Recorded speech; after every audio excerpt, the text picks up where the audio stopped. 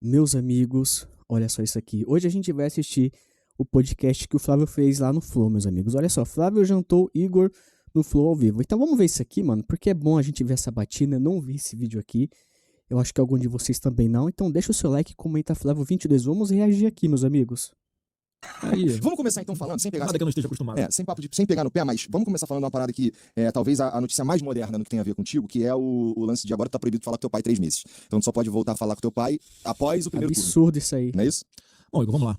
Todo mundo sabe a perseguição que a gente vem sofrendo, né? Não apenas eu, desde que lancei meu nome como pré-candidato, na verdade, meu presidente Bolsonaro me lançou como pré-candidato à presidência da República, mas a minha família, desde alguns anos atrás já, eu acho que desde o começo do primeiro dia de governo do presidente Bolsonaro, a perseguição já havia começado, porque vamos lembrar, Igor, que lá em 2018, Bolsonaro era um deputado do baixo clero, relevante, né, que ninguém levava fé, e em função da internet, a gente tinha uma internet livre de verdade na época, não tinha esse monte de amarras hoje para reduzir o alcance, né, enfim, restringir Funcionava diferente. a divulgação das informações. Esse Isso é verdade, meus amigos. Os canais de direita, não só o direita quanto a esquerda, né? A esquerda nunca teve relevância porque o pessoal não se interessa a informação. Eles só vão na bolha deles, que é tipo história de zap. Mas a gente não, a gente gosta de se informar, a gente gosta de entrar na internet e ver e pesquisar até as notícias que a gente quer falar, galera. Mas a censura tá aí e prejudica todo mundo, né? sem tempo de televisão, sem dinheiro, talvez a campanha mais barata da história do mundo, proporcionalmente, algo que um candidato a presidente já utilizou para se eleger. Então, desde lá, acho que você vai lembrar, Igor, se você pegar 29 de abril de 2020, tinha 1 ano e 4 meses de governo Bolsonaro. 1 ano e 4 meses de governo Bolsonaro. Já foi aquela primeira decisão do Alexandre de Moraes, em que ele proíbe o então deputado, o então delegado federal, Alexandre Ramagem, de ser o diretor-geral da PF. Assim, atendia todos os requisitos, é uma prerrogativa exclusiva do presidente da República, colocar um diretor-geral da Polícia Federal. E naquela, com 1 ano e 4 meses, já foi uma canetada de interferência do Alexandre de Moraes no governo do presidente Bolsonaro. De lá para cá foi uma construção, obviamente, para chegar na ponta da linha e, ao fim disso tudo, e colocar o Bolsonaro onde ele está hoje, né, preso, incomunicável. Então, essa decisão do Alexandre de Moraes, primeiro que é uma coisa desumana, mais uma, né? Mais uma desumanidade por parte dele, porque a própria legislação garante o direito, né, do presidente Bolsonaro, na condição que ele está, de receber a visita do filho. E eu sou, além de tudo, também advogado, constituído nos autos do presidente Bolsonaro. Eu participo das definições de estratégias, da construção das peças, né, atuo como advogado de verdade, sou. Tanto é que a OAB entrou, né, com um pedido para que o Alexandre de Moraes Para pra pensar, meu amigo. Não, mesmo se ele não fosse advogado do pai dele. Mas proibir um filho de falar com o pai, cara. Isso aí é uma maldade que, né, a gente não vê eles fazendo isso aí com bandidos da pesada, cara. Sabe? Com um cara que matou, que roubou, que fez coisa errada, sabe? Saqueou o país. A gente não vê, cara. Essas pessoas, na verdade, têm benefícios. Fica algum tempinho ali preso, aí depois sai, tem bens devolvidos, sabe? Cara, isso é uma palhaçada. A população de bem vê, cara, de que lado eles estão. Não tem nada a ver com democracia, com soberania, não, cara. Tem com o próprio ego, velho. É isso que tá acontecendo. considerasse essa impossibilidade de comunicação com ele. Porque como é que funciona hoje? O Igor, a família diga-se apenas os filhos, tá? Podem visitá-lo quarta e sábado, por 2 horas apenas. E a defesa jurídica, a defesa técnica dele, os advogados, podem visitar 30 minutos por dia de segunda a sexta. Tá? E isso também não era assim. Quando ele não estava na domiciliar ainda, os advogados podiam ir qualquer horário, sem marcar, sem limite de tempo para passar junto com ele para conversar. Foi eu me habilitar nos autos para ele no dia seguinte mudar isso tudo e me deixar restrito dessa forma para dificultar o contato dele, né, com os advogados. Se não me engano, ele estendeu para todo mundo que estava lá no batalhão da PM onde ele estava cumprindo pena. Então essa decisão dele de impedir um filho de falar com o pai foi assim de um exagero, de uma desproporcionalidade. Né? Se o Oruan quiser visitar o Marcinho VP, que é o pai dele na cadeia, ele vai. Né? Deixa eu... Mas o Bolsonaro, que não fez nada, que é inocente, ele tem essa restrição. Não, coincidentemente, né, ele proíbe de falar por 90 dias, exatamente o prazo que se encerraria ali, logo, imediatamente após o primeiro turno das eleições. Então, assim, uma interferência clássica, descarada, de tentar dificultar ainda mais o nosso trabalho. Não satisfeito de tentar enterrar o presidente Bolsonaro vivo, essa camisa aqui é um pouco alusão a isso, né? Tentaram nos enterrar e esqueceram que éramos semente. E é isso, o presidente Bolsonaro plantou uma semente, uma ideia, um movimento, que não vai ser isso que vai impedir que ele continue avançando, e a gente está aqui para continuar dando mais força ainda, defendendo aquilo que a gente acredita que é o melhor para o nosso país. E aí, Flávio, basicamente o que desencadeia essa decisão do Alexandre de Moraes de te impedir de falar com teu pai assim, mesmo com todo esse cenário que tu descreveu, que já era bastante restritivo, e agora tu só consegue falar com ele daqui a 3 meses. Isso vem porque tu leu uma carta do teu pai na tua rede social, né? Deixa eu voltar no tempo aqui um pouco, e aí porque assim, vamos lá. Quando rolou o julgamento do teu pai lá no STF, que todo mundo viu, ele foi se manifestar nas próprias redes sociais e o Alexandre de Moraes, ou sei lá, o STF falou, cara, não foi? Na verdade, o que ele fez? Ele mostrou a tornozeleira dele, que ele estava no evento que ele estava dentro do Congresso Nacional, com toda a imprensa filmando. Aí veio essa tese louca do Alexandre de Moraes, que ele estava explorando a mídia para, sei lá, fazer alguma coisa contra o andamento normal do processo. Quer dizer, já começou sem pé nem cabeça, né? A restrição dele a usar as mídias sociais. Então, Aí, tá bom, rolou a restrição. Aí depois ele, daí tu me ajuda se eu estiver falando besteira. Ele deu uma entrevista e saiu por um outro canal que não é as redes sociais dele, e aí tomou uma outra restrição, algum outro tipo de notificação, qualquer coisa do Alexandre de Moraes. Eu lembro que na época tinha até uma questão de, pô, isso aqui é censura prévia, isso aqui não é censura prévia, o cara não pode falar, esquisito pra caramba. Foi toda uma ficou discussão. proibido de dar entrevista, se eu não me Isso, engano. ficou. E também é uma decisão meio enigmática, né? Porque as decisões dele são meio confusas. Ele deixa sempre uma brecha pra, se ele quiser, de forma subjetiva, ferrar se quiser ferrar, ou passar a mão na cabeça se quiser passar a mão na cabeça, né? Isso, essa insegurança jurídica é muito ruim. Então ele estava proibido de dar entrevistas, depois ele falou que podia dar entrevistas, mas não podia falar do processo, uma coisa assim. E aí, no fim das contas, que a pergunta é a seguinte, cara. Eu não sei, não tenho outro jeito de te perguntar, então desculpa. Por que diabo tu leu essa carta, cara? Porque não. Ia dar merda. O cara tá de olho em tudo, meu irmão. Você não lembra, cara, se você vai. Desculpa, mas é que assim, importa pouco o que a gente considera que é humano, que é certo, caralho. Porque assim, a gente não consegue mudar a regra do jogo atirando pedra na parada. A gente precisa entrar na parada e jogar com a regra. Então, desculpa, mas na minha opinião, quando tu lê a carta, tu tá brigando com um cara que tá numa posição que. Mano, é um negócio que é fora de noção, né? O Lula, com tanta prova que tinha, o cara mandava carta, dava entrevista, até saiu pra fora do país, velho. É porque não tem direitos iguais, cara. É isso que a gente não a gente não aceita, cara. Não entra na nossa cabeça. Porque pra um lado é de um jeito e pro outro não é. Não teria que ser igual? Mas não é, cara. A gente sabe de que lado essas pessoas estão. Consegue te atrapalhar. Não, nenhum, Igor. Foi a quinta carta dele, cara. Então, desculpa se eu tô mal informado. Foi a quinta carta dele. Eu vou te lembrar aqui. A primeira foi lá em. Eu informo que ele tinha decidido que meu nome seria o pré-candidato à presidência no dia 5 de dezembro do ano passado. Aí fica naquela, mas o Bolsonaro não falou, ninguém sabe se é verdade, desconfiando, né, de que eu teria falando sem autorização dele. Aí no dia 25 de dezembro, ele fez uma carta e eu li, onde ele fala, né, que entregou a coisa mais importante na sua vida, que é o próprio filho, por acreditar, por ter confiança que vai conseguir resgatar o Brasil, tal. Eu li essa carta na frente da imprensa inteira, na frente do hospital. Nesse caso foi suave. Cara, mas assim, foi um alcance muito maior, porque tava a imprensa inteira. Vários canais de comunicação transmitindo ao vivo pelas suas próprias redes sociais. E assim, daí. Dessa vez. Aí não tem problema. E o que vai acontecer agora, então? Aí deixa eu te falar. Aí essa foi a primeira carta. É eleição, aí né? Tá perto das eleições. Não lembro exatamente a data, mas foi em março, abril. Ele falando da Michelle, para parar os ataques contra a Michelle, tal. Depois ele fez uma carta falando da eleição em Mato Grosso do Sul. Ele escreveu uma carta também pra Michelle, por ocasião do Dia dos Namorados, né? Que ela postou, a Michelle botou na rede social dela, cara. E tudo, nada, a própria carta. E tudo normal. Aí quando ele faz essa carta agora, nesse momento, em que ele também fica, tá todo mundo tentando especular, olha, o Flávio vai ser ou não vai ser, cara, você tá decidido, acabou. Ele faz uma carta pra falar, olha, ele é meu pré-candidato, ele é meu porta-voz, e eu peço a união de todo mundo que agora, a hora é de todo mundo vestir a camisa pra dentro, tirar o PT, livrar o Brasil do PT. Por que ele faz agora? O Igor, ele só tava querendo uma desculpa pra acabar de enterrar meu pai vivo. É isso Não mesmo. tem nenhuma lógica ele querer me dar essa punição de 90 dias sem falar com ele, a não ser a vontade do Alexandre de Moraes de deixar ele incomunicável com o próprio, além do seu próprio filho, com o pré-candidato à presidência da República. E é óbvio que cada passo que eu dou, eu pego a orientação dele. Então, assim, mais uma vez é pra atrapalhar. Ele já estava 90 dias proibido de falar com todo mundo. Pra eu levar minhas filhas lá, as netas dele, eu tive que pedir autorização pra ele. E a hora que ele escolheu, o dia que ele escolheu. O irmão do meu pai, por exemplo, o Renato Bolsonaro, ele é pré-candidato a deputado federal lá em São Paulo. Ele não pode visitar meu pai. Ele requer lá pro Alexandre de Moraes pra ver se pode visitar o próprio irmão. E o cara não julga, não decide. Quer dizer, então assim, ele já tá 90 dias sem falar com ninguém, já atrapalha muito a articulação política, e agora ele encerra a comunicação para dificultar ainda mais e atropelando o meu direito inegociável de ser o advogado dele, o direito dele inegociável de ter acesso à comunicação com a própria defesa e com o próprio filho. Quer dizer, é uma coisa sem pé nem cabeça, Igor. Então não dá pra botar na minha conta, um absurdo isso aí. é culpa do Flávio. Você vai lembrar que lá da outra vez, por que ele foi pra domiciliar? Olha como é que funciona a mente desse cara. Eu convoquei uma vigília pra orar pelo meu pai, cara. Foram pastores, as pessoas foram lá cantar louvor, e ele botou na cabeça que era algo que ia ser servir pro presidente Bolsonaro fugir. Ele botou na cabeça dele... Sem pé nem cabeça, bicho. Porque ele já queria fazer. Caramba. E assim que ele tá agindo, ele tá tratando o Bolsonaro como um sequestrado em cativeiro. Esse aqui é meu sequestrado, eu faço o que eu quiser com ele. É isso que tá acontecendo, infelizmente.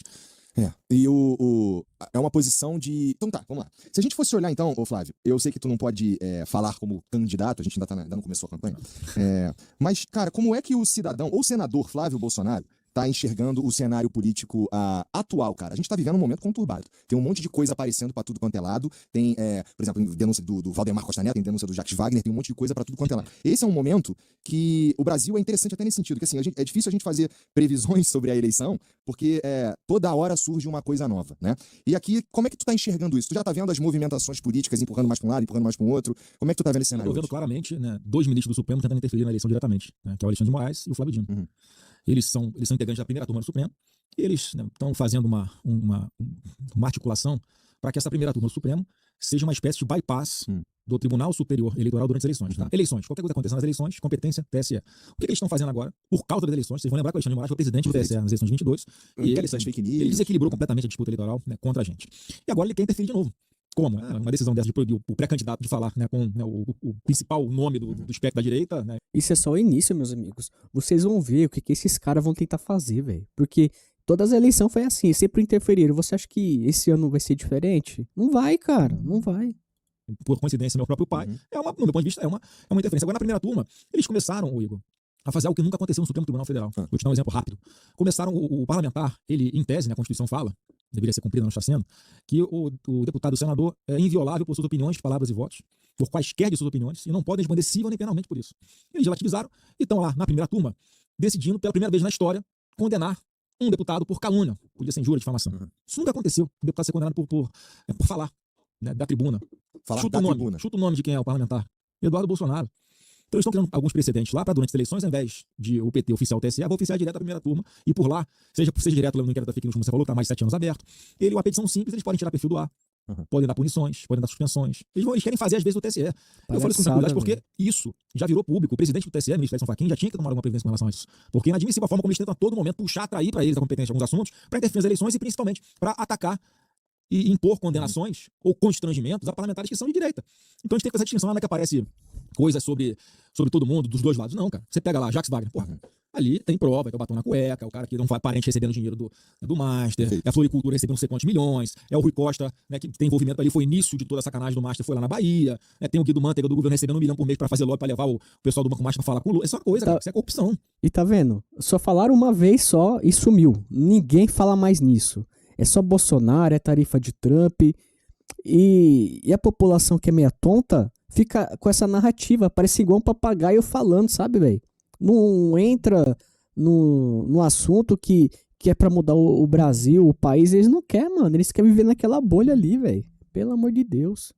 É diferente de ficar inventando, por exemplo, que um parlamentar do PL, ele usou a sua verba de gabinete para alugar um carro, acusar ele de estar usando esse dinheiro para uma empresa fake, né, que não tem um carro, e o cara usa o carro todo dia. Quer dizer, o carro tá lá, não tinha que ter investigação, não merecia tomar busca e apreensão. Então, assim, há uma tentativa a todo momento, Igor, de atingir parlamentares de direita, principalmente vindas desses dois ministros que eu falei. O que destoa, e é uma coisa que eu lamento, mas em algum momento o Supremo Tribunal Federal, com o seu plenário, vai ter que tomar uma posição, porque tá uma competição entre a primeira turma do Supremo e o TSE na iminência de começar as eleições. Gente, as pessoas têm que entender que quem governa esse país é os com voto, não é os com caneta. É isso aí. Quem diz sempre defender a democracia, vamos aqui defender a democracia, estão destruindo a democracia a título de defendê-la, pô. E cada vez mais claro isso para todo mundo. Tanto é que hoje, a grande maioria dos brasileiros enxerga a grande farsa que foi a condenação do presidente Bolsonaro. Né? Foi julgado por seus inimigos e eles estão se achando no direito de escolher quem vai ser candidato a Senado, quem vai ser candidato a presidente, quem vai ser candidato a deputado, né? Porque eles se acham no direito de decidir pela população. Então, está longe os reis do Brasil. Significa que, então, vamos chamar aqui de teus inimigos políticos, eles têm, então, pelo que está falando aí, um certo, não vou chamar de apoio, mas uma certa vantagem, em alguma medida, por conta também não vou chamar os caras de aliado do Lula ou do PT, mas vou dizer que com certeza tem algumas ações ali que elas parecem, para nós, pender mais, em geral, para um lado. Isso aqui não é nem puxando o saco de ninguém, é só ficar olhando, tu vai ver que os caras, em geral, pegam mais no... Tá vendo?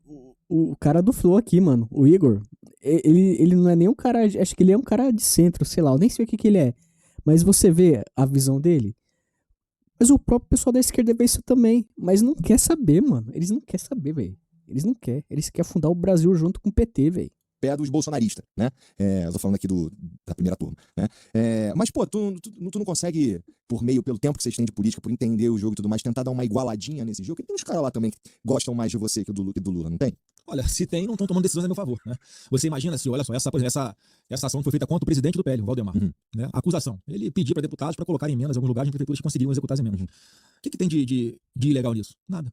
Bom, na minha opinião, não tinha que existir essa porra dessa emenda. Eu também só falou. Existe emenda, não tem nada de ilegal, não tem corrupção, não tem nada ali. Não tinha que ter nessa bosta aí. Fazer uma busca, apreensão, bloquear bens do presidente do maior partido de direito do Brasil. Quem foi que tomou essa decisão? Flávio Dino. Você acha que ele faria isso com o presidente do PT? Nunca. Por que ele tá com esse inquérito aí investigando emendas parlamentares, não sei o quê, e as ações são sempre com o deputado de direita? Não tem deputado de esquerda fazendo merda. Deve ter. É? Eu diria que tem. E agora, pra fingir que é um cara dizendo, ele vai e oficia todos os presidentes de 21 partidos pra informar o que é isso. Cara, não tem nem crime. O cara tá ali tentando remexer só pra justificar qual a consequência disso, Igor? É óbvio que perante a opinião pública é um desgaste. Com certeza. Você acha que é todo mundo que entende que não tem nada de errado? Porra, tá vendo? É os caras do PL, é o partido de direita, aí bota na mesma prateleira do PT, cara. Essa é a intenção do Flávio, ministro comunista, comemorado dessa forma, né, pelo Lula. Pela primeira vez conseguimos colocar um ministro comunista no STF, a palavra dele. Assim, ele tá lá a serviço. Qual é o objetivo dele, Igor? É destruir a direita, destruir a igreja e destruir as famílias. Essa é a mentalidade de alguém como ele, que foi do Partido Comunista do Brasil, um cara comunista convicto. E, infelizmente, Eu entro naquele assunto. O cara que se diz cristão e apoia o comunismo é um falso cristão, mano. É um falso profeta. Eu, numa igreja dessa, eu nunca entraria, velho. Sem relaxo. aquela promessa que ele fez quando foi sabatinado no Senado e deixaria de ser político quando sentasse na cadeira de ministro do Supremo e passaria a ser um juiz, ele mentiu. Ele está atuando como um agente político. Infelizmente, essa é a verdade. Essas sabatinas aí também, né, meu irmão? Com todo respeito, né? Com todo respeito, senador. Os senhores são muito ruins nessas sabatinas aí, cara. Verdade. Ó, a gente tá aqui reclamando do STF, né? Os ministros do STF, eles são indicados pelo presidente, mas eles são sabatinados e aprovados pelo Senado. Sim. Então, a gente reclamar de um cara que tá lá, que, porra, vocês que botaram, irmão? Vocês viram que eu votei contra, né? Eu Na sei. parte votou contra. Mas Ó, o Bessias, por exemplo. O Bessias só não foi por causa do momento político e eu e você sabemos disso. É porque o nome dele é um nome muito ruim. Mas eu e você sabemos. Não, mas ia ser o quarto amigo que o Lula ia botar Não, lá. mas eu e você sabemos que se importa pouco. Não, mas não importa pouco, não. Não importa pouco, Não, na prática não. Por quê? Na minha opinião, você que sabe, porque é você que tá lá. Não, vou te falar. Tá, então vai. Não, é o seguinte, é óbvio que o perfil do cara que é indicado influencia. O Flávio Dino quase que não passa. Uhum. O Messias, especificamente, foi uma resposta do Senado seguinte, olha, não dá para o Lula botar mais um quarto que ele ia indicar durante a... Não, e esse Senado aí, a gente tem que trocar tudo, mano. Esse Senado é o mais nojento, mais podre que tem, cara. Os caras não aprovam nada pra ajudar a direita. Então a gente tem que tirar, mano, sem dó, velho. Não tem essa, não. gestão do terceiro, melhor dizendo, o terceiro durante a gestão dele, que vai ser mais um amigo que ele vai colocar lá, que ele prometeu na campanha que não indicaria amigos. Não sei se você no debate com o presidente Bolsonaro, né? Falou, Claro que não ia ter, eu que não não ia vou ter botar mais amigo essa como você como você bota, você botou. E não, Bolsonaro não botou amigo, botou pessoas técnicas lá que Bando não de fazem perseguição trouxa política pra esquerda. acreditou. Ele botou pessoas que estão perseguindo a direita e o Messias é mais um. Você vai lembrar que o Messias é aquele cara que Sim, é o Messias. pegou o ofício lá da Dilma e vazou o áudio. Aqui, ó, o Messias está levar pra você você tomar você posse. virar ministro pra, né, se tiver alguma coisa contra você, você mostra que você, né, tem foro privilegiado, né, então não vai poder ser preso, enfim. Então esse cara que prestou esse papel. Então, em função disso, também houve masculação e ele não foi aceito. Agora eu concordo contigo, o problema é do Senado que não fez o dever de casa. A competência para fazer impeachment de ministro é do Senado Federal, só que, mais uma vez, ali são 81 senadores e tem de tudo, cara. Menos quem não teve voto. Todo mundo que tá ali teve voto. Verdade. Então, por isso que eu falava já, Igor, há 3, 4 anos, quando começou a perseguição, quando começou a perseguição contra meu pai, e eu tentava fazer essa interlocução com o ministro do Supremo, né, para mostrar o nosso ponto de vista, falar, cara, o caminho é esse, a gente teve voto, ele foi presidente da República e tal. Eu falava, vocês vão acabar fazendo o seguinte, nas eleições de 2026, lá na frente, impeachment de ministro vai ser a pauta principal da eleição. E não deu outra, cara, totalmente previsível. Hoje, uma parcela grande da população que está nos assistindo, na hora de escolher um senador, nessa eleição de outubro, vão escolher 2 por estado, Isso vão querer mesmo. saber se ele é a favor ou contra o impeachment do ministro Alexandre de Moraes. Sem dúvida. Vai ser um critério Sem para ele dúvida. escolher o seu candidato ao Senado. Isso é legal? Cara, não acho legal não, mas assim é necessário. Chegou num ponto Não, que, a gente que o não pode desequilíbrio, ser que o assim, desequilíbrio de poderes assim é tão grande que todo mundo sabe que hoje tem que ter uma quantidade de senadores dentro da Casa Senado Federal que se proponha a fazer impeachment do ministro Alexandre de Moraes. A culpa é da direita? Não, a culpa é das próprias decisões absurdas e atrocidades que ele vem cometendo ao longo do tempo e descumprindo a Lei 1079, que é a lei que dita quais são os crimes de responsabilidade que podem ser imputados a ministro do Supremo Tribunal Federal. E ele tem vários, atuação político-partidária, ele não se declara suspeito para julgar um processo quando ele deveria se julgar suspeito. São assim, crimes objetivamente ele cometeu crimes de responsabilidade. Ele só não sofre um processo de impeachment Muito porque, sinistro. primeiro, não é pautado pelo presidente da casa e, segundo, que não tem os 54, não teria os 54 votos que são necessários para concluir o impeachment, né? Eu, independente de ter um 54, eu sempre fui favorável, assinei alguns pedidos de impeachment, inclusive o dele, deveria ser pautado, o plenário decide, mas o atual presidente da casa não O cara pensou assim. tem Então, pedido qual é de a importância impeachment demais, das eleições mano. desse ano? Porque não apenas temos que ter uma quantidade, mas, Igor, em função da expectativa que eu tenho de que a centro-direita terá uma maioria ainda maior, uma quantidade ainda maior de representantes, tanto no Senado quanto na Câmara, a chance de termos, por exemplo, um presidente do Senado Federal que se disponha a pautar o impeachment dele é muito maior, porque isso virou uma pauta nacional, infelizmente, mas virou uma pauta nacional e que eu acho que vai acabar acontecendo em 2027. Com uma maioria de senadores centro-direita, com o presidente da casa que entenda que tem que cumprir a Constituição ali, paute o impeachment dele. O Senado é tão prioridade quanto o presidente, mano. Acho que o Senado é mais ainda prioridade do que pra presidente. Porque a gente sabe que o Flávio vai ganhar. Mas o Senado, meus irmãos, tem que ser limpo sem dó. Não dá pra deixar aquele bando de povo lá, velho. Eu falo em todo vídeo, a gente vai tirar aquilo lá, a gente vai limpar aquilo lá. O problema é que provavelmente o que tá lá vai ser reeleito, né? Não, mas é que tá. Já começou a campanha. Não, mas é o seguinte, Igor, agora o Senado renova 2/3 da sua composição. Tá. São 81, ficam 27, que já estão lá. E o restante, os 54, são renovados. Então tem uma chance grande de aumentar isso aí. Enfim, eu estou fazendo um exercício com você aqui de o que eu acho que vai acontecer a partir do ano que vem, por causa da conjuntura real que nós temos, né, de um total desequilíbrio. Eu sempre falava assim, eu acredito numa autocontenção por parte do Supremo, eles próprios conterem os excessos. E que não aconteceu. Perfeito. E aí, a gente então vai caminhando para uma eleição que a última pesquisa que eu vi mostrava ali que num segundo turno tem um empate técnico. Foi uma pesquisa de anteontem ou de ontem, alguma coisa assim. E assim, se tu fosse, assim, você falou que será candidato à presidência da República, mas como então ainda não pode pedir voto, esse cenário de segundo turno é perfeitamente esperado para vocês, eu imagino. Mas a gente está vivendo em 2026 tem vários outros candidatos muito mais alinhados com o espectro que a gente chamaria de direita do que, por exemplo, quando a gente pensa em esquerda, eu só consigo lembrar do PT aqui, na real, né? Então, a direita, a gente tem aí, ou mais a direita, a gente tem o Zema, a gente tem o Caiado, a gente tem o Renan, tem uns caras, tem, sei lá, o Augusto Cury, tem uns caras. E como é que tu vê isso pra direita, que tu tá chamando de direita, ganhar do PT, não era melhor todo mundo tivesse junto? Só que isso é impossível, né? Como é que funciona para esse lado aqui, essa interlocução com essa, vou chamar de direita fora do bolsonarismo? Igor, que os partidos têm direito a lançar seus próprios candidatos, né? Eu respeito muito todos eles que estão com os nomes colocados, né, dos seus partidos. Agora, eu fui um grande incentivador da pré-candidatura de alguns deles. Teve um que foi lá na minha casa conversar comigo, achando que eu fosse demovê-lo de ser candidato a presidente. Eu falei, não, cara, tu tem que ser candidato a presidente. É importante, vamos pro debate lá. Eu acho que é mais uma campanha mostrando como é que tá horrível, desastroso esse governo do Lula. Nos debates, a gente vai poder mostrar para a população que o Brasil não aguenta mais 4 anos de PT, o Brasil quebrou. Eu fui incentivador de alguns, no plural deles. Mas agora parece que não sei se é orientado por marqueteiro. Entram numa de querer atacar o candidato, o pré-candidato que está nas frente nas pesquisas. O que as pesquisas hoje, não apenas essas, se você quiser olhar todas as pesquisas, a tendência qual é? A tendência é ter um segundo turno entre o Flávio Bolsonaro e o Lula. Né, com, assim, já a quantidade de pancada que eu já... Mas no segundo turno, galera, o pessoal vai se unir, se tiver, né? O pessoal vai se unir com o Bolsonaro, daí a gente vai ver quem é realmente de direita. Eu sei que tem alguns partidos aí, um partido assim que vem na minha cabeça que eu quero que você coloque nos comentários. Esse partido, do mesmo jeito que ele foi na outra eleição neutro, ele vai ser também, certeza. Sofia, a quantidade de boicote, a quantidade de, né, enfim, todo mundo atirando, né, contra o Flávio Bolsonaro. A gente tá aqui, cara, com tudo que o governo já gastou, mais de 200 bilhões fora do arcabouço fiscal, já gastou 4,5 bilhões só esse ano de propaganda, tentou aumentar a quantidade de pessoas que recebem programas sociais, cara, fez de tudo. Ele quebrou, o Brasil tá quebrado na mão do Lula. Ele pra tentar se reeleger. Ele tira, ele bota, né? Ele tá achando que o povo brasileiro é otário, né? Mas já passou essa fase que ele conseguiu enganar o povo brasileiro, né? Com a internet hoje. Então, assim, mesmo assim, a gente tá com essa força toda, né? Se você olhar pelas pesquisas todas, aí há um empate técnico, alguns botam numericamente na frente, outros botam numericamente na frente, mas todas praticamente apontam para essa disputa acirrada. E que, assim, a preço de hoje, Igor, não adianta querer atirar em mim, achando que vai ultrapassar o Flávio Bolsonaro, que vai para o segundo turno com o Lula. Não é isso que é o cenário que está posto, né? Não tô com toda a humildade aqui, o que as pesquisas mostram. Há uma marca muito consolidada que foi construída por todos nós. O presidente Bolsonaro deixou, não só uma marca, deixou um movimento, deixou, né, princípios, ideias, deixou exemplo. A situação que ele está, milhões de pessoas ficam ali sensibilizadas com a covardia que estão fazendo com ele. E como ele passou o manto dele para mim, para eu ir para essa disputa, já que ele não pode ir, as pessoas estão seguindo quem tem credibilidade, que é o Jair Messias Bolsonaro. Então, assim, óbvio que eu não vou ficar aqui dando... Por isso, meu amigo, a gente não pode ficar em cima do muro. Meu voto é Flávio, velho. E comenta aí, Flávio 22, eu quero ver você também. Você vai votar no Flávio, velho. Porque a gente tem que limpar o Brasil, tem que deixar o Brasil bom. Atirando em todo mundo, não vou ficar. Porque na minha cabeça de verdade, eu sei que mais cedo ou mais tarde a gente vai ter que estar junto contra o PT. Então não faz sentido a gente atacar um ou outro no espectro da centro-direita, pensando em poder, pensando em que vai para o segundo turno. Tem uma missão muito maior de todos nós, uma responsabilidade muito maior de todos nós com o país. Porque quando eles começam a atacar alguém que claramente tem todas as possibilidades de ir para o segundo turno com o Lula, eles estão desgastando a mim. Então pode ter um monte de gente que não vote nem em mim nem no Lula, que poderia votar em mim, que de repente no dia da eleição não vai votar, porque se desestimulou.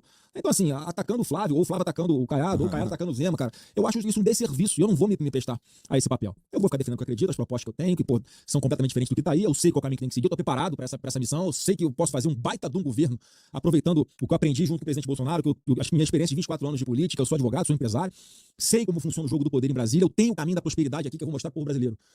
Para resgatar a esperança dessa galera, dos jovens, para não roubar velho, o velhinho do INSS, respeitar o INSS, devolver a esperança para os nossos jovens, promover o maior programa de mobilidade social que esse Brasil já viu, Como é que é o que eu vou fazer. Deve ser complexo. Difícil de falar em 2 linhas. Não. Vou te falar, não acho que é difícil, cara. Porque tanta coisa errada que esse governo fez, tem tanta despesa. Aí vê aquelas pesquisas Quest, sei lá o que. Lula tá na frente. Mano, eu não acredito, mano. Com o povo vendo com tanta roubalheira, com tanta desgraça que esse governo tá fazendo. Bom, apesar que tem burro pra tudo, né? Mas, cara, eu não acredito, mano. Essas empresas aí que recebem enxurradas de dinheiro público pra fazer pesquisa, mano. Você confia, velho? Eu não confio, mano. Tem que ser um centro de pesquisa neutra ali, que não tem participação com nenhum grupo político. Aí sim é mais confiável. Agora, mano, eles não enganam ninguém não, cara. Eles não enganam ninguém não, meus amigos. É um ou outro tapado que cai nas ideias. Para cortar Não é uma missão impossível você organizar as despesas caberem dentro das receitas, o orçamento ser respeitado, você dar previsibilidade para os investidores, você resgatar a credibilidade do país, porque hoje, Igor, a vida de todo mundo está aqui na palma da mão. Verdade. Concorda? Só que tem muita gente ainda que não tem acesso à internet. Verdade. O que a gente vai propor? Cara, todo brasileiro vai ter acesso à internet.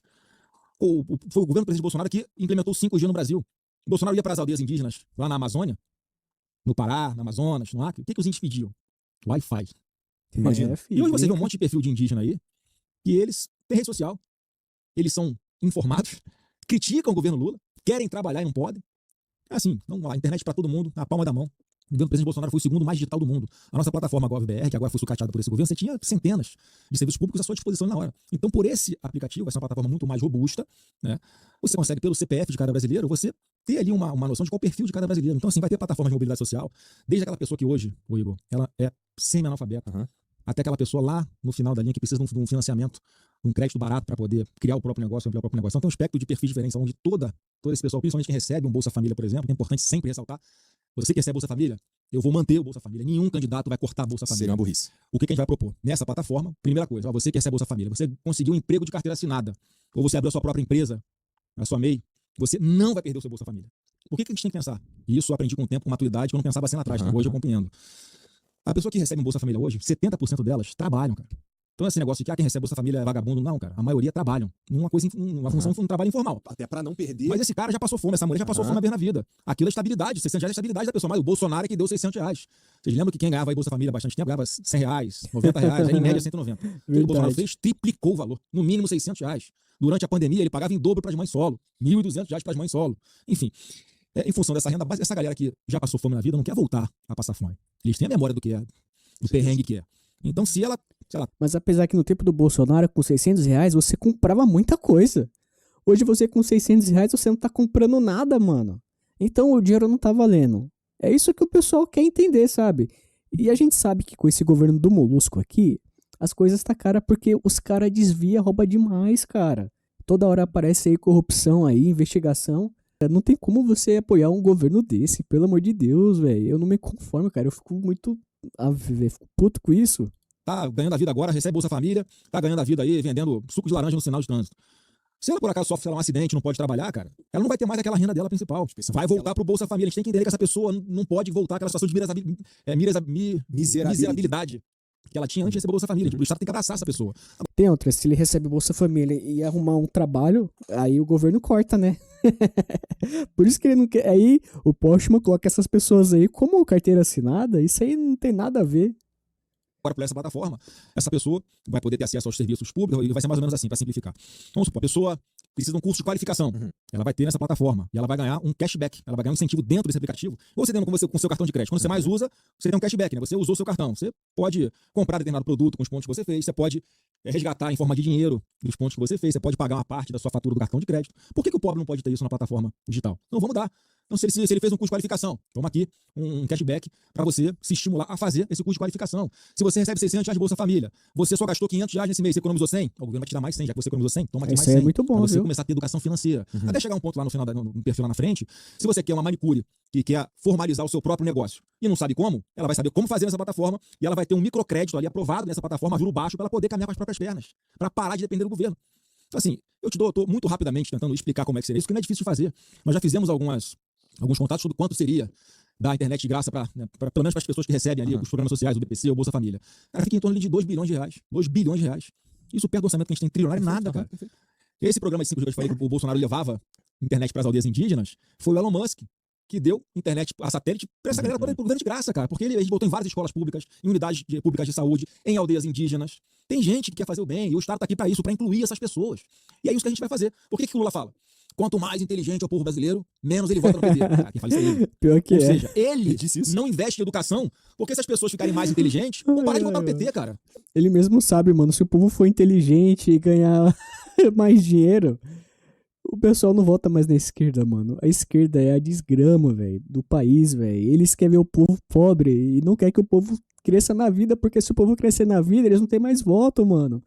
Por isso, velho, que eles querem deixar o Brasil essa miséria, tudo quebrado do jeito que tá. Eu queria tanto que esse povo que é alienado a ideologias erradas acordasse, velho. Eu queria muito, velho, sem relaxo. Olha, eu concordo que as pessoas ficando mais. Eu gosto disso que você falou aqui, não é pra puxar o saco, mas é legal, porque eu realmente acredito que a gente tem muitos problemas fundamentais na sociedade brasileira que só serão resolvidos a partir do momento que eles soltarem a mão do, sei lá, do Estado, do governo, ou o Isso Estado aí. soltar a mão das pessoas. Então, ir trabalhar, mas soltar a mão não é abandonar, tá? É tipo, Sim. não, vai lá trabalhar, vai lá viver, vou parar de atrapalhar Outra coisa. você, vou te ajudar. Toma aqui, eu vou te educar. Educar a sociedade é o maior ato revolucionário do Você Estado. concluiu o seu ensino médio, pô, tu vai ter um cashback aqui, né, pela plataforma do governo, que você vai ser remunerado por isso. E assim tem que ser. Por outro lado, eu vou ter que confessar, Flávio, desculpa, Não, fala aí. mas é que eu duvido, meu irmão, vocês não gostam de educar o povo. Você tá enganado, cara. Você tá enganado. É por isso que eu assinei uma PEC pra acabar com a reeleição pra presidente da República, cara. Porque eu vou investir no que tiver que investir. Eu vou tomar a medida que tiver que tomar pra libertar essa galera. Tá, por exemplo, como é que eu vou implementar isso aqui? Qual que é o banco popular hoje, o banco que o pessoal mais recorre, principalmente quem tem a renda mais baixa? É a Caixa Econômica Federal, não é? Pode escrever, a Caixa Econômica Federal vai ser o Itaú da periferia. Ou o Itaú da favela no Rio de Janeiro. Por quê? Vai ser o banco que vai estar lá presente, o banco de luxo para essas pessoas. Saber que é um banco que já implementa muitas políticas públicas, foi por intermédio da Caixa, por exemplo, que a gente pagou o auxílio emergencial lá, né, o de Bolsa Família, direto da conta do governo para a conta da pessoa física. A gente quebrou os intermediários. Igor. Como é que a pessoa conseguia se inscrever no BPC, por exemplo, antigamente? Tinha que ir lá no CAIS, na prefeitura, tinha que ir lá pedir para um vereadorzinho lá da cidade pequena, pô, vereador, bota meu nome aí, quero meu galho. Ele já perdia um percentual no meio do caminho pro vereador, pro prefeito, já tinha taxa de não sei o quê. Agora, cara, foi direto do menos Brasília, mais Brasil. Foi direto para a conta da pessoa que antigamente era invisível. A gente incluiu mais de 40 milhões de pessoas que eram invisíveis para o setor público, Igor. Como? As pessoas foram bancarizadas. Foi daí que veio o Pix. O Pix foi criado no governo Bolsonaro, logo, para poder viabilizar, ali logo, quando a gente começou a enfrentar a pandemia, logo depois, para viabilizar que as pessoas recebessem diretamente na conta. Então as pessoas se bancarizaram e criaram a chave Pix. E foi assim que o presidente Bolsonaro conseguiu fazer o maior programa de distribuição de renda do mundo, cara. Do mundo. E hoje, o governo atual, que a gente precisou gastar 600 bilhões de reais para atender o povo todo durante a pandemia, para que não houvesse o caos, para que as pessoas não passassem fome, para garantir saúde para todo mundo, abrir UTI. Isso é só uma amostra do que vocês estão vendo, galera. Porque quando oficializar a mesma campanha, aí ele vai poder falar o que ele quer fazer mesmo, tá? Meu, a gente vai livrar o país desse governo ruim, cara. Vai sim. O Lula, sem pandemia, já tá gastando mais do que isso, cara. Pra tentar se reeleger, ele descontrolou as contas públicas. A gente pegou o Brasil aqui com a dívida PIB, uma relação de dívida PIB de 75%. Você é Veio a doido, pandemia, mano. cara. A gente devolveu, passou o governo com essa relação de dívida PIB de 71%. O Lula já tá chegando em 81% de novo. O que significa isso, cara? Significa que o Brasil tá quebrado, o Brasil tá ficando quebrado, o Brasil pode ficar insolvente. É igual quem tá em casa nos assistindo. Se você começa a dever muito dinheiro, você deve 80% da sua renda, cara, não vai sobrar nada pra você comer. Você não vai conseguir pagar sua conta de água, sua conta de luz. É o que tá acontecendo. 80% das famílias brasileiras endividadas. Por que acontece, ó? Vamos tentar ser bem objetivo, Igor. Por que você que tá me assistindo, você tem uma dívida, você não consegue pagar? Esses juros aí. Por causa dos juros altos. Né? Por que o juro no Brasil está tão alto assim? Porque o governo gasta loucamente, de uma forma irresponsável. Aí você tem que subir a taxa de juros, né, para evitar que venha a inflação. Como é que é a situação real do Brasil hoje? A inflação chegou, o governo está gastando pra caramba, a taxa de juros está lá em cima, e a sua dívida ela é corrigida, atrelado, com base nessa taxa Selic que hoje está na casa de 15%, cara. Você é doido. A sua dívida está impagável. Por que o agro hoje está passando dificuldade? Porque no governo do presidente Bolsonaro eles podiam pegar um financiamento ao juro baixinho. A taxa de juros no Brasil com o Bolsonaro chegou a ser abaixo de 2% ao ano, Igor. Hoje está 15% ao ano. Então as pessoas se endividaram, tinham condições de pagar, aí chegou a pandemia e tal, chegou o governo atual de descontrole total. As dívidas foram sendo corrigidas por essa taxa altíssima. Então o governo Lula, ele enrolou todo mundo em dívida, cara. Aí ele vem com esse programa Mequetrefe aí dizendo que ele desenrola. Um cara que faz 2 desenrola. Em 3 anos, irmão. Aquele cara que te enrolou, ele não vai te desenrolar. Ele vai te enrolar ainda mais. Vai só te precisar de outro enrolar. desenrola.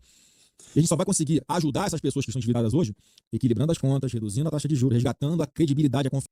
Já pegar o FGTS, que é um dinheiro seu que você trabalhou, dá na mão de um banco, pro banco emprestar o dinheiro seu, pra depois você pagar um dinheiro que é seu pra um banco, com juros, mano. Mano, o cara tem que ser muito tapado, velho. Tem que ser muito otário pra cair nas ideias desse 9 dedos, mano. O dinheiro é seu, mano. Por que ele não dá direto na sua conta, se ele quer te ajudar? Não, ele manda pro banqueiro amigo dele, pro amigo dele te dá pra você depois pagar de volta pro amigo dele com juros. Pelo amor de Deus, velho. Acorda pra vida, pessoal. Dos investidores, para que eles possam fazer investimentos aqui, gerar empregos que paguem bem, para a pessoa se planejar e conseguir ser a dívida. Não vai ser fácil. Mas não tem mágica. É assim que a gente vai ter que fazer, dando o exemplo. Então, hoje o brasileiro, mais de 80% das famílias estão endividadas, não estão conseguindo pagar suas contas. Ô, Igor, você já tá no iFood aí, cara? Direto, né? Eu peço iFood direto também. Se tu olhar aí, cara, o iFood oferece parcelar uma pizza em 6 vezes, cara. É porque tá geral no Tá osso. geral, uma conta geral endividado, um troço que tu vai consumir, porra, eu levo... O que é isso aí? Eu levo 10 minutos, depois eu vou falar que eu levo 10 minutos pra Comida consumir a pizza. parcelada, velho. Você deve levar 5, né? Eu sou muito porra. Eu tenho amigos. Então, assim, uma coisa que você vai consumir na hora, você vai levar 6 meses pra quitar aquela dívida. Cara, porque as pessoas não estão conseguindo pagar. Então, a iFood tem que oferecer facilidade pra poder vender, senão não vende. Mas aqui, na verdade, eu tava esperando você começar a falar pra eu pescar quais são os produtos aqui pra comparar como é que era lá em 2019 com o presidente Bolsonaro o preço e quanto é que tá agora. Pô, mas aí Pô. também tu pegou o aniversário Guanabara, né, meu irmão? Aí Você vai vai ser preço Guanabara, baixo, é o não nosso tem jeito, mercado, né? né? O mercado, pô, tem tudo no Um salve pros amigos do Guanabara e pros amigos que vai lá no aniversário do Guanabara, especialmente É pra porque vocês. assim, você vê que aniversário do Guanabara, pô, é toda semana que é aniversário, é E é impressionante. maluquice.